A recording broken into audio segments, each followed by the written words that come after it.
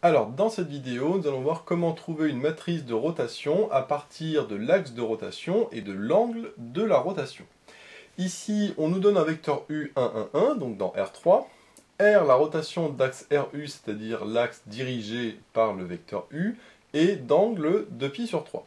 Et on nous demandait de trouver la matrice de cette rotation R, mais dans la base B, qui était la base canonique. Alors, nous, ce qu'on va voir, c'est que pour trouver la matrice de R dans cette base canonique, il va falloir d'abord déterminer cette matrice, mais dans la base particulière, dans une base particulière. Et une fois qu'on aura déterminé la matrice dans cette base particulière, eh bien, on appliquera le principe des matrices de passage pour la trouver dans la base canonique.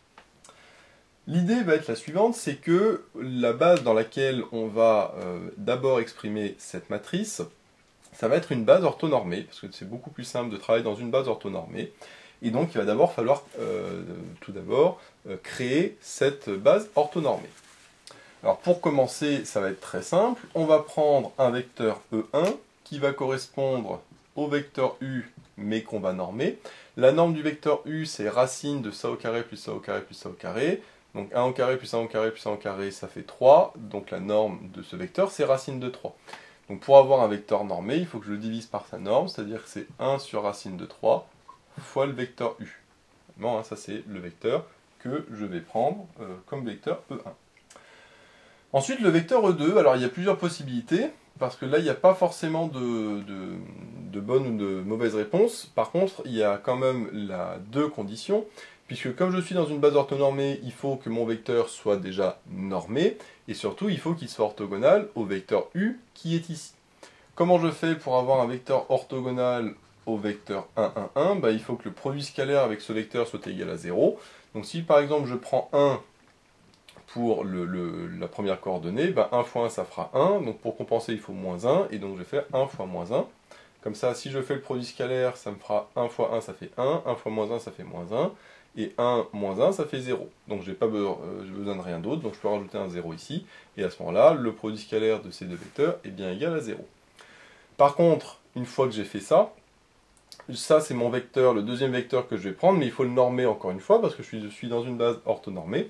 Et donc, la norme de ça, c'est racine de 1 plus 1, ça fait racine de 2, puisque le moins 1 est au carré dans la norme, et donc ça me fait 1 sur racine de 2 fois le vecteur 1, moins 1, 0. Donc ça, c'est le deuxième vecteur de la base orthonormée que je vais prendre. Maintenant, qu'est-ce que je vais prendre comme troisième vecteur ? Là, par contre, j'ai pas le choix, parce que à partir du moment où j'ai mes deux premiers vecteurs de ma base orthonormée, je sais que mon troisième vecteur E3 est nécessairement égal au produit vectoriel de E1 et de E2. Je sais que ce vecteur convient, puisque ce vecteur, un vecteur qui est égal à un produit vectoriel, est forcément orthogonal aux deux vecteurs du produit vectoriel, donc ça veut dire que le E3 sera orthogonal à E1 et à E2, qui est ce que je veux. Et au niveau de la norme, ce sera le produit des normes fois le sinus de l'angle. Comme c'est un produit vectoriel, de toute façon, le sinus vaudra 1, donc c'est juste le produit des normes. Or, la norme de E1 et la norme de E2, eh bien, c'est égal à 1, puisque justement, ils ont été normés. Donc le sinus vaut 1, puisque à la base, le E1 et le 2 sont déjà orthogonaux. Donc finalement, le vecteur E1 vectoriel E2 est le seul qui convienne. Alors que vaut E1 vectoriel E2 ? Donc là, je vais faire le produit vectoriel. On va d'abord multiplier les deux constantes, 1 sur racine de 3 et 1 sur racine de 2 qui sont devant. Ça va me donner du 1 sur racine de 6, fois le vecteur, donc U qui vaut 1, 1, 1, vectoriel, ce vecteur-là, qui vaut 1, moins 1, 0. Maintenant, pour faire le produit vectoriel, je sais que pour la première coordonnée, je barre la première ligne, je fais la règle du gamma. Donc si je barre la première ligne, ça me fera 1 fois 0, moins 1 fois moins 1, donc ça va faire 1. Là, je vais vite parce que c'est vraiment un calcul de produit vectoriel plutôt simple. Pour la deuxième coordonnée, je barre la deuxième ligne, et je fais la règle du gamma, mais avec un moins, puisque je saute une ligne. Donc si je barre la deuxième ligne, je fais la règle du gamma, ça fait 1 moins 0, moins 1 fois 1, donc ça fait moins 1. Mais comme je multiplie par moins 1, ça me fait 1.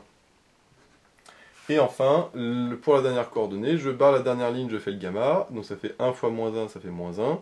Moins 1 fois moins 1, ça fait moins 1 aussi. Moins 1, ça fait moins 2. Donc j'ai le 3 qui vaut moins 2. Je peux vérifier que c'est bien normé, puisque la norme de ce vecteur-là, ça fait racine de 1 au carré plus 1 au carré plus moins 2 au carré, donc 1 plus 1 plus 4, ça fait 6, donc ça me fait racine de 6, divisé par racine de 6, ça fait bien 1. Donc ce vecteur E3 est bien un vecteur normé, comme on l'avait prédit. Donc le vecteur E3, c'est 1 sur racine de 6, facteur de 1, 1 et moins 2. Voilà. À ce moment-là, une fois qu'on a notre base orthonormée, eh bien, on va faire ce qu'on a dit, c'est-à-dire on va faire la matrice de la rotation dans cette base orthonormée. Et c'est là qu'on va prendre tout l'intérêt d'avoir créé cette base orthonormée de cette manière-là. Parce que cette base, si je la représente, eh bien on pourrait la faire comme ça. C'est-à-dire que j'ai mon E2 et mon E3 qui sont orthogonaux, qui sont de même norme, donc ils sont comme ça.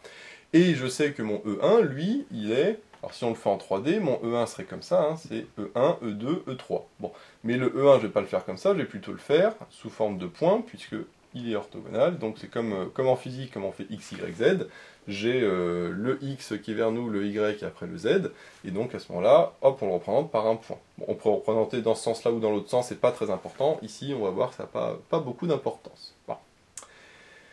Quel est l'intérêt de faire surtout de faire cette représentation? C'est que je sais que ma rotation elle est d'axe RU, mais avec U qui est en réalité le même que E1 à une norme près, mais au niveau de la norme, c'est pas ça qui va changer grand-chose pour la rotation. Ce qui fait que en réalité, c'est comme si j'avais mon E1 qui est comme ça vers la caméra, et puis je tourne selon cet angle. C'est-à-dire que si j'ai selon cet axe, c'est-à-dire que si j'ai un vecteur ici, il va se retrouver dans le même plan E2, E3. Si j'ai mon vecteur qui est là, il va se retrouver là, etc., etc. Mais ce qu'on peut voir déjà, c'est que la rotation de E1, qu'est-ce que ça vaut? Eh bien, ça vaut E1, puisque E1, il est dans l'axe, donc si je le tourne, eh ben, en fait, il tourne sur lui-même, et donc il vaut E1. Donc déjà, j'ai R de E1 qui est égal à E1. Ensuite, que vaut R de E2? R de E2, alors je rappelle que quand on a comme ça une rotation autour de cet axe, eh bien, on a, hop, je vais mettre E'2 et ici E'3. Donc là, normalement, ça doit vous rappeler des petites choses que vous connaissez en physique. Donc si on a ici l'angle de la rotation, donc θ, hop. Donc ça, c'est le principe d'une rotation autour de l'axe ici E1. Le E2 devient E'2, le E3 devient E'3.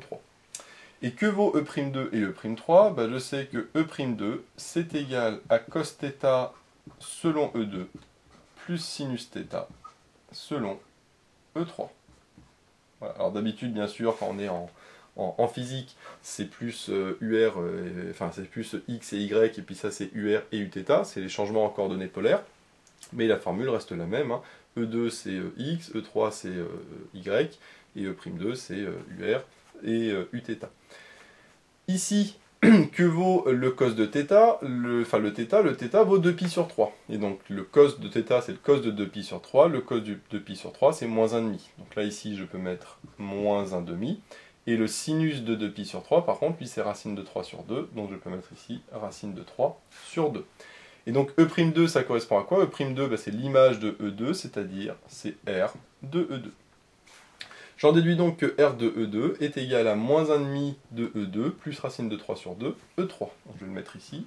J'ai R de E2 qui vaut moins 1,5 de E2 plus racine de 3 sur 2 selon E3. Maintenant, qu'est-ce qu'il en est pour l'image de E3? Par contre, donc R de E3. Donc R de E3, je sais par contre là, au niveau de la formule, que ce sera inversé. C'est-à-dire que selon x, c'est égal à moins le sinus de θ, et par contre, selon y, c'est égal au cosinus de θ. Ça, il faut connaître par cœur, hein. Pareil, c'est toujours le même changement en polaire. Donc ça, c'est l'expression du coup de l'image, enfin de Uθ, pardon, ce serait égal à ça.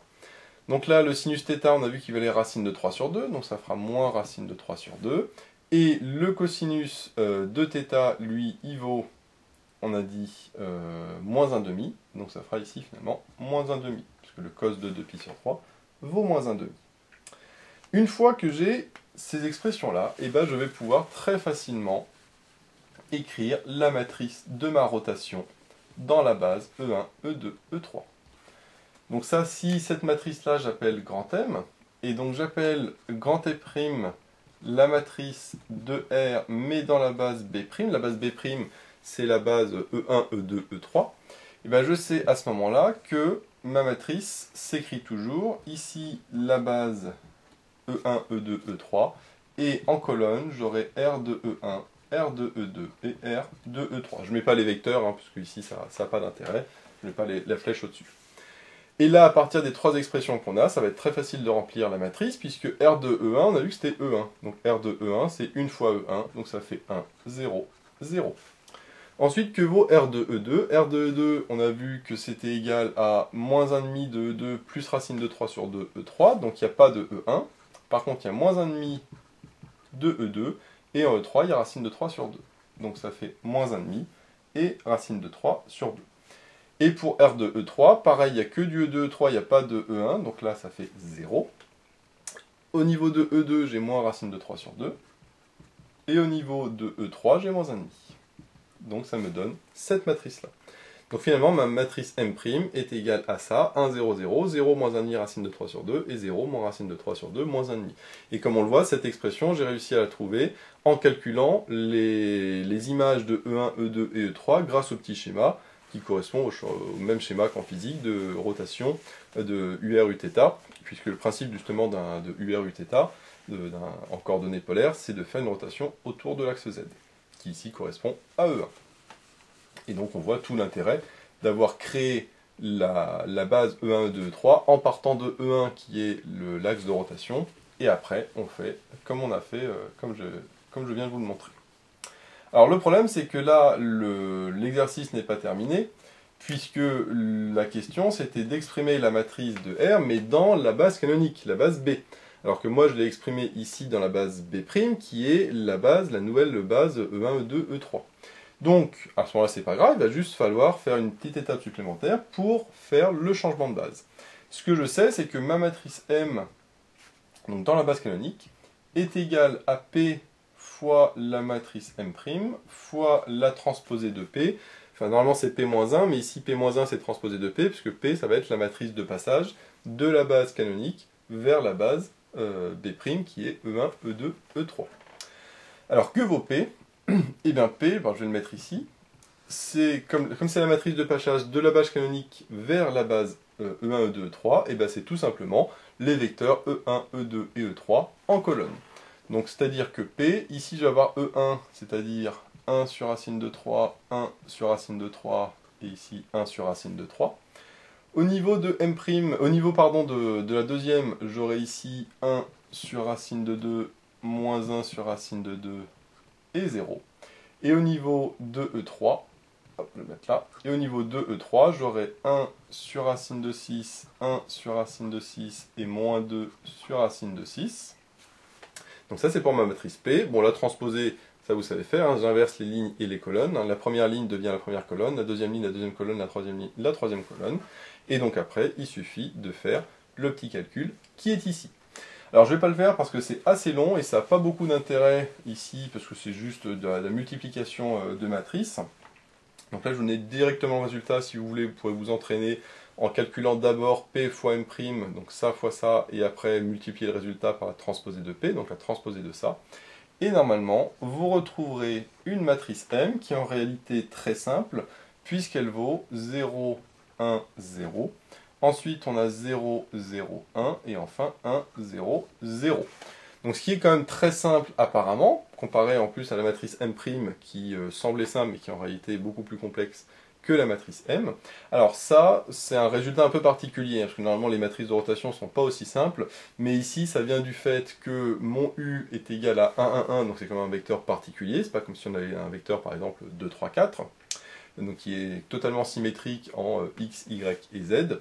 Et en plus, on a ici l'angle qui vaut 2π sur 3. Or, 2π sur 3, si on tourne 3 fois, parce que j'ai trois variables, et bien ça fera 6π sur 3, c'est-à-dire 2π. 2π, ça va faire un tour.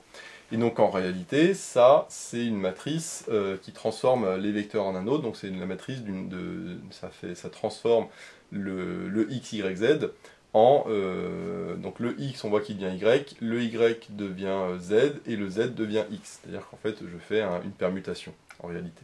Voilà.